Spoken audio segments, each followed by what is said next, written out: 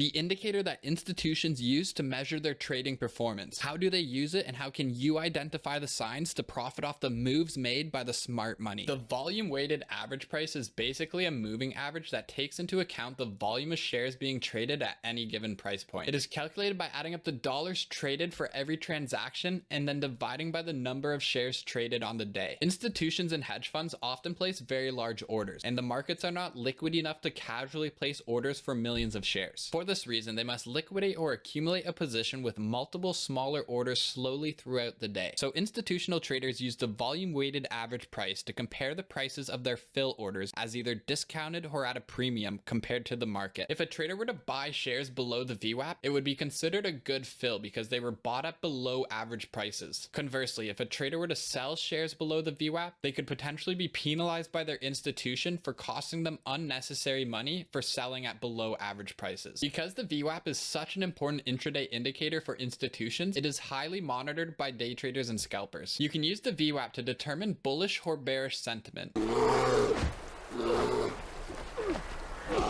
If a stock is trading above the VWAP, price action is moving in a bullish direction. If it's trading below, the sentiment is bearish. You can also use it to gauge institutional interest by using it as an intraday support and resistance. When price action tests the VWAP, if a major institution is looking to add shares, they will add at the VWAP and price action will pop and continue moving higher, which would be confirmation of a long entry to ride the subsequent momentum as the stock claims the VWAP. A stock trending below when it tests the VWAP could be rejected if there's institutions looking to unload shares and could push price action even lower, which would be an indication to short the stock. As the stock is trending towards new intraday highs and lows, it is very common for the stock to retest the VWAP. If there becomes a significant enough discrepancy between the price action and the VWAP, traders will be looking to trade a reversal back towards the moving average, which is a very common price target and stopping point among traders. A stock trading sideways along the VWAP has little, if any, institutional interest for the day. Like with any other trade, there must be high volume to support the trend.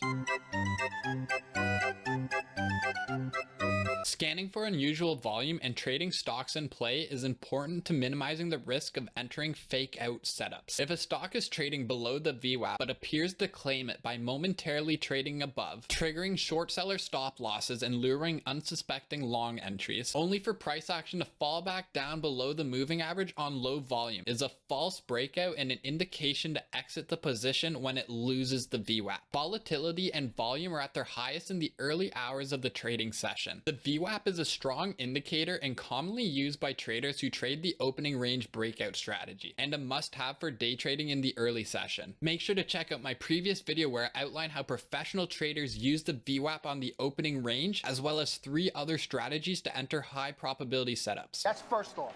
You cannot put me, you, or this firm in jeopardy by putting $100 million in one idea. Right or wrong? Come on. Right or wrong, yeah.